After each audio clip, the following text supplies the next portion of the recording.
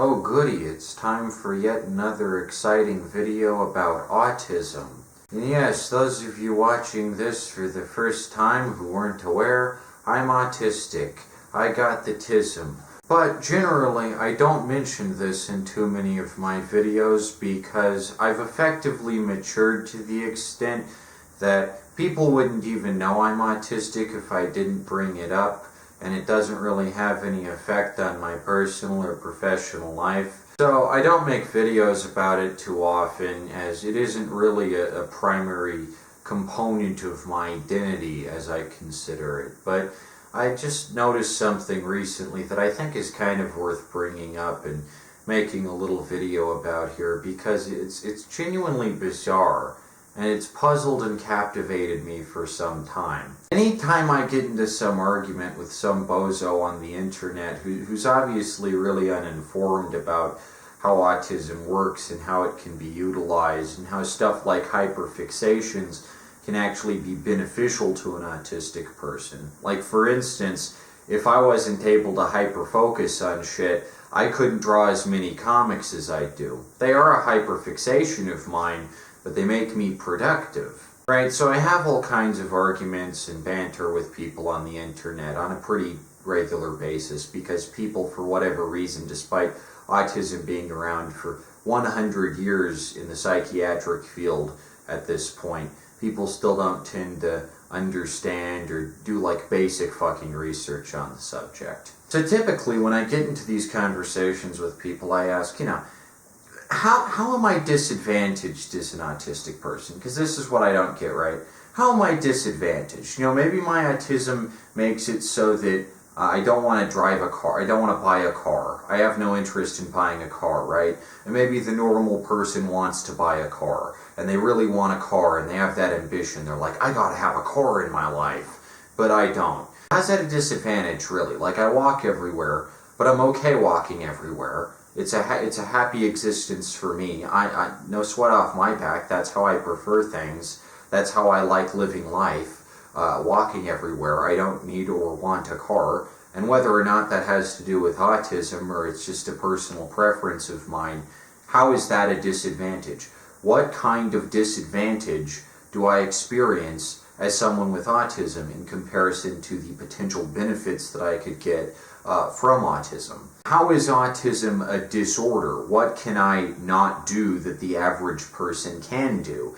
And typically, when I'm arguing with someone online who has no fucking idea what they're talking about, they'll respond with some generic answer like, oh, well, you won't be able to make eye contact as well. Oh, you won't be able to make friends as easy. Oh, you won't pick up on social cues. You won't understand body language. Like, if someone gives the thumbs up, you'll have no fucking idea what that means. I understand social cues, dipshit. I've interacted with people to the extent that I've picked up on how social cues work. That's just how social interaction goes. You have enough of it, and you assimilate social cues. But one of the arguments that I always hear from these toxic dipshits is, oh, well, you can't communicate as well. You have a more difficult time communicating your thoughts and ideas. And this one just absolutely fucking boggles my mind, because I've never encountered anyone with autism who is bad at communication. I mean, maybe some autistic people might be not very great at verbal communication, but in that case, they'd be extremely good at written communication. Autistic people are the type to write fucking 100,000-word novels and shit. I write 100,000-word novels on a frequent basis, just because I hyperfixate on that shit. And we're told that we're the ones with poor communicative abilities. I don't want to make any generalizations here or imply that this is in any way universal constant, but I found that in many cases, people without autism are fucking terrible at communicating with people with autism, and even to a certain extent, other people without autism. Meanwhile, people with autism, the ones I've encountered at any rate, are pretty damn good at communication. So I really don't think one's communicative abilities one's ability to effectively impart an idea upon another person, I don't think that's exactly correlated with autism. At least not nearly to the extent that a lot of pop psychiatry would have you believe. Like, for instance, let me give you an anecdotal example. I know this is just anecdotal, but it's my first-hand lived experience as an autistic person, and I'm not some academic professional, so I can't provide you with scientific research papers at this point in time. I was at this venue, and it was like 5:55 or something, right? 5 minutes before 6 o'clock. So I asked the guy, and I won't say which venue this is, I asked the guy at the front counter, who I'm relatively sure was not autistic. I asked this guy, hey, when's the show? And he's like, about an hour. And this being 5:55, I was like, oh, so at 6:55. And he's like, no, at 7. And I was like, I've got a watch, and you said in an hour. So right there's an example of lousy communication, because if he was an effective communicator, he would have just said, the show starts at 7, not the show starts in about an hour, which is vague and not even correct, because if it did start an hour, it wouldn't start at 7 on the dot, it'd start at 6:55 on the dot, because right then it was 5:55. Now, is this a pretty autistic way of thinking, to differentiate in your head between 6:55 and 7 o'clock? Yeah, maybe, but it is still an example of terrible communication on the part of an employee of a venue who's expected to give out accurate information to all their customers, but here he's like, it's in an hour, when it's actually in an hour and 5 minutes. And let me give you another example. Yet another unnamed venue. I know these are all music-related examples, but I'm a music journalist, so I interact with this field quite a bit, right? I get to this place, and they're like, we're not open yet. And I just ask a really simple question. Does the time that you open vary from week to week? Because last week I was here at this exact same time, and you were open. And they could have just said something brief and to the point, like, well, the time we open varies from week to week, or, well, we've started opening later from now on, so you can get here later and we're not open yet. But instead they're just like, nope, we opened then, we're not open now, get the fuck out. Call me crazy, but I think the inability to answer a really simple little question like that, just for clarification purposes, kind of means that you're a really bad communicator. I mean, maybe I might be considered annoying with all these persistent questions, but, you know, it can be useful to know if the time that a place opens varies from week to week, which is perfectly fine. That can happen, and I can form my schedule around that, and there's always an element of unpredictability to these things, but generally, if I ask a question, I prefer to have it answered. There's also lots of cases in non-autistic communication where you're trying to talk, like I'm trying to mention a subject or something to someone, and out of nowhere they'll just go, no, I don't want to hear it. Shut the fuck up, Nick. Shut the fuck up. I'm done with this. Just cut me off like that. And I think this is also like a very non-autistic thing. You'd never hear that from an autistic person. Just the complete and total prevention of further communication in any given avenue. That really doesn't happen if you have autism. And it's yet another example of terrible communication at work. On the other hand, like any time I interact with someone who I know for a fact is autistic and is on the spectrum somewhere, I'm just able to slip into this extremely easy mode of autistic communication where we just click with each other. I'm just like, yeah, I know exactly what the fuck you're talking about. You know exactly what the fuck I'm talking about. I'm on your level, you're on my level. Because, believe it or not, there are social cues among autistic people too that people without autism might not pick up on, but that I, as an autistic person, completely understand and am able to reciprocate. Like, I have zero issues communicating with an autistic person. Even if they're further down the spectrum than I am, less high functioning, I completely understand them. Even if they're talking full-on irrational nonsense that someone without autism wouldn't be able to get, I just fucking get it. It goes in my head and I'm like, yeah, this makes complete sense. It just resonates with me on a kind of frequency that I don't think someone without autism would be able to pick up on. But again, that makes us better communicators, doesn't it? Am I missing something here? This is the main thing that I think people should understand about autistic modes of communication. It's that autistic people generally lack pretense. Autistic people don't pretend to be happy if they're unhappy. They don't pretend to be sad if they're happy. They don't pretend to be angry if they're not angry.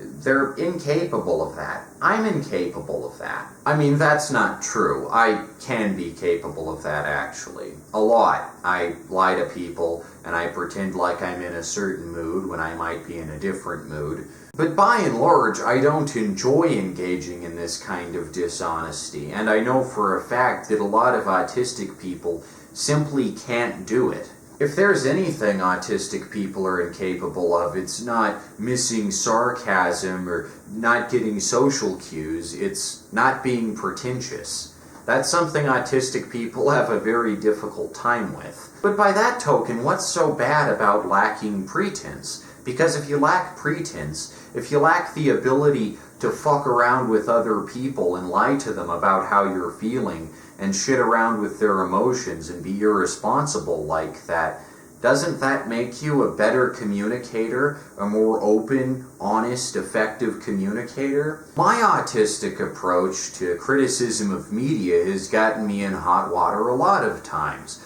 We'll be talking about something that's popular that I personally dislike, and someone who likes it will be like, there's no way you don't like that thing, Nick.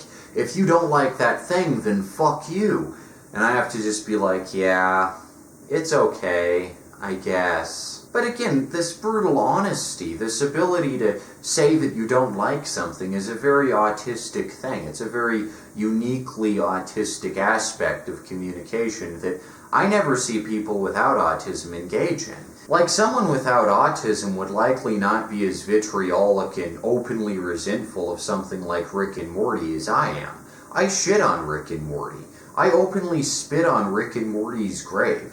I take the piss out of Rick and Morty on a pretty frequent basis, and I'd never see someone without autism do this to the extent that I'm capable of. But again, this ability to be completely honest with oneself about one's personal opinions and feelings, and to share those personal opinions and feelings with the world, no matter how severe they might be, can be applied in my area of expertise, which is as a freelance satirist. I can make really effective satire and parody things extremely well because of my autism, because it's very well honed and sharp, and I'm able to make scathing critiques of popular media franchises that don't live up to my standards. This, again, makes me a more effective communicator. When speaking with autistic people, I never pick up on any of the snark or condescension or generally lackluster vibes that I get when talking to people without autism. And of course, people without autism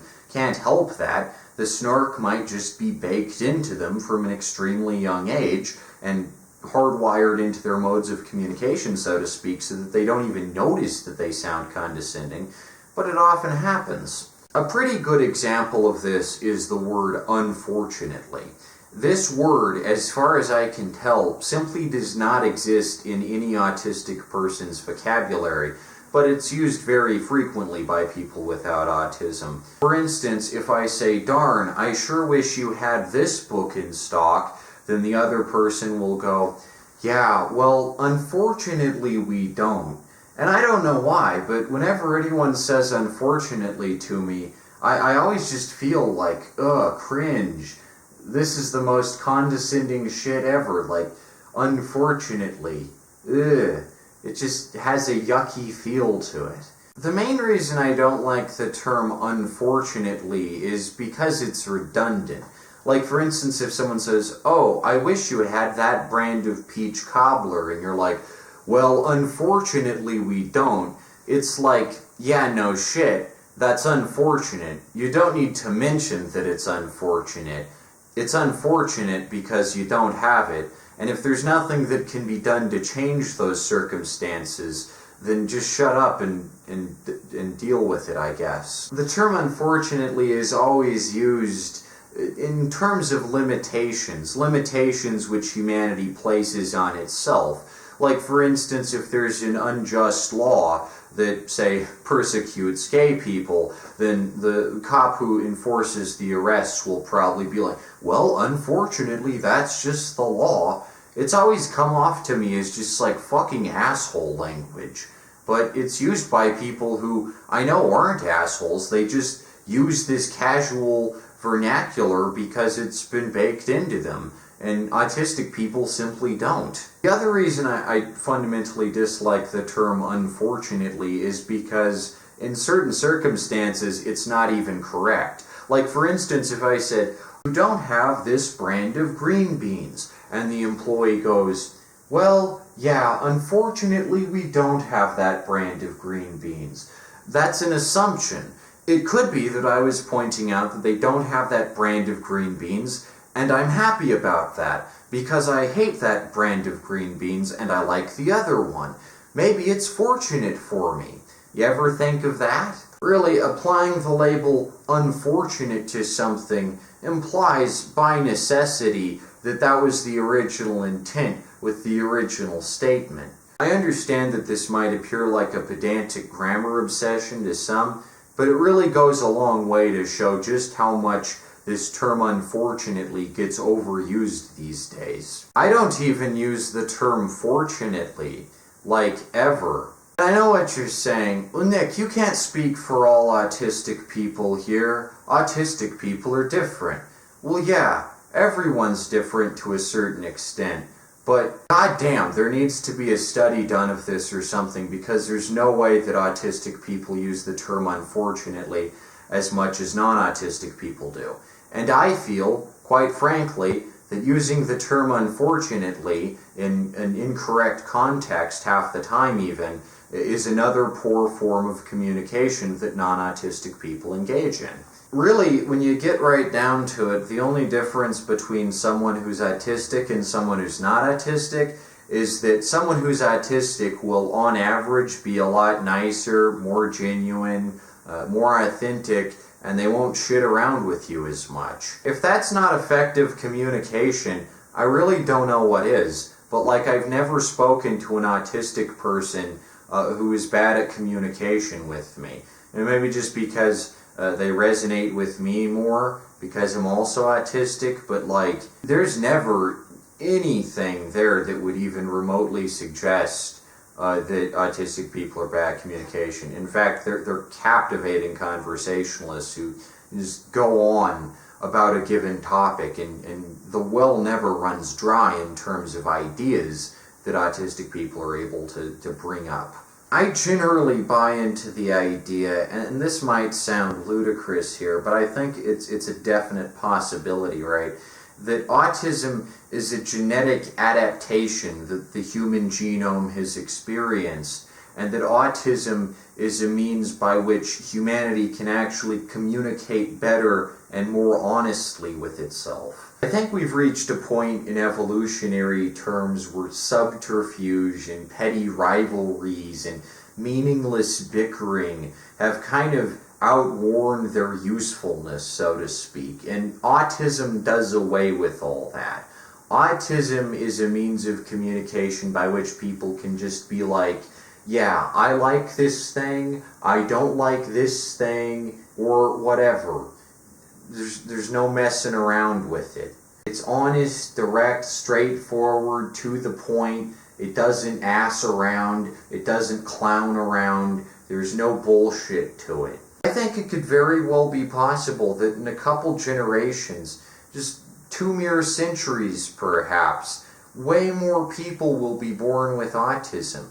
The number of people with autism will just go up, because I legitimately think autism is better for overall communication in a modern context. I actually think that autism is beneficial, and anyone who doesn't buy into that, you know, I can get it. Maybe you're autistic and you have a rough time of it, but you have to ask yourself, Have you effectively utilized it as a tool? I use my autism as a tool. I discard the parts that might be less convenient to me, like the inability to recognize sarcasm or the inability to make eye contact. I train and discipline and force my brain to do that stuff, and then I take advantage of the stuff like hyperfixations or brutal honesty and utilize those things to be effective in my everyday life. And maybe not every autistic person is capable of that, and I certainly wouldn't want to speak for everyone with autism here.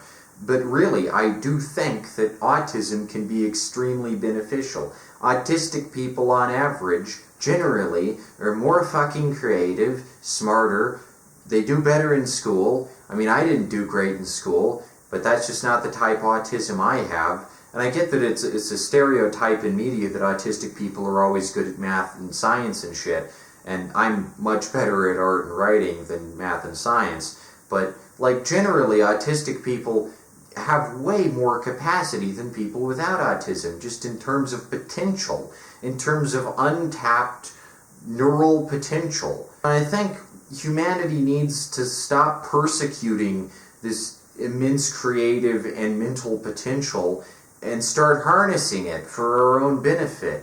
We're going to go fucking extinct, because if we keep persecuting people whose brains work differently, like a race of savage barbarians, we're just going to die off and suffer for it. Seriously, it's the 21st fucking century, and we can't just recognize that people with autism might be better at communication in certain aspects, or might be better at stuff than people without autism in certain aspects. Like this hasn't occurred to anyone. It should. It's very likely. It's extremely possible. There wouldn't be so many documented cases of autism within the human genome if there wasn't a reason for it. There simply would not be. And I get it, I'm not a scientist, I can't speak from an academic standpoint, I'm completely talking out my ass here, but like, someone needs to do some research into this shit. There's no way that autism carries no benefits. It's extremely beneficial to me personally. It enhances my creativity 1,000-fold. I couldn't possibly draw all the fucking comics that I do and write all the shit I write and be as prolific if I didn't have autism. I'm relatively certain of that. I would procrastinate way more often. I would laze off on my ass. I wouldn't be able to write for shit if I wasn't bestowed with this fucking lightning bolt in my head right here. Anyone who says autism is a disorder or it's a disadvantage, you know, I get medically it's considered a disorder. It can be advantageous in certain circumstances and under certain conditions. Like, that's just a fact. It's really undeniable at this point. In terms of communication, though, getting back to that, to wrap this entire thing up, if you're someone without autism and you can't effectively communicate with someone who has autism, that doesn't mean they're bad at communication. It means you're bad at communication. It means your communicative skills are shit.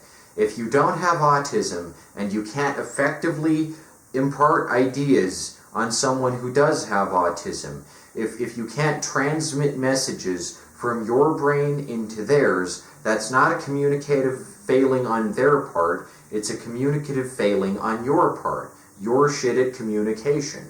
You can just accept that. Not everyone without autism is going to have a fucking gold star and be a Nobel laureate-winning, prize-winning playwright and author and a regular wordsmith who wows the crowds with their dexterous versatility of the English language.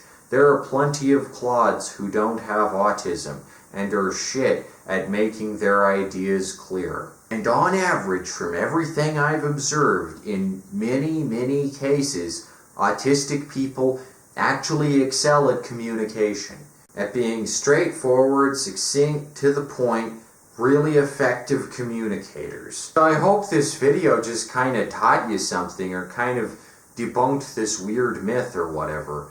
I might make more videos like this about the stupid sarcasm thing or the stupid eye contact thing or whatever, but I kind of feel like those are slightly more niche myths around autism, and I don't have as much experience with those because I can always make eye contact with people, and you bet your ass I can pick up on social cues and sarcasm and shit. Like, who the fuck can't? Who the fuck can't detect a sarcastic tone of voice? Like, it's really fucking obvious. Heck, I don't know. Anyway, that's it for this video. I hope you enjoyed it. Watch more of my videos. They're all great. Goodbye.